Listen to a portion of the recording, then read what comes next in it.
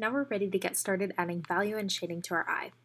We're creating depth, getting that realistic effect with our drawing. To start, we want to identify the darkest areas of our photo reference first.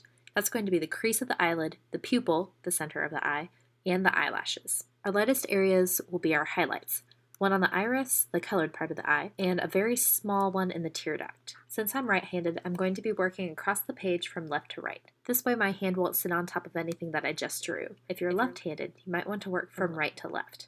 You don't want to smudge all of your hard work, so think about where your hand is sitting on your artwork.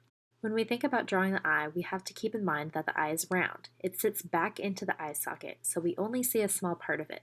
But since the eyeball is round, we have to shade it like it's round. That means the white of the eye will actually not be pure white. It will be darker around the corners.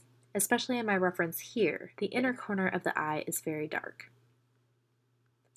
Remember how the eyelashes are curved.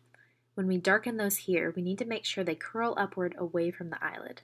While you're drawing and you finish up some areas, you can start erasing grid lines as you go. If you folded your paper to make your grid, leave it as is. When the eye is looking forward, like in this reference, the colored part of the eye, or the iris, is a perfect circle. If the eye is looking to the side, like in this photo here, notice how that shape of the iris changes. Now it's more of a skinny ellipse. When you shade in the iris, you have two options. You can continue to use graphite to shade in, or you can use colored pencil. If you use graphite, remember that the outline of the iris is going to be a darker value. I like to lay down an even tone of gray, and then start adding in those darker, streaky patterns and little rays coming from the center of the pupil.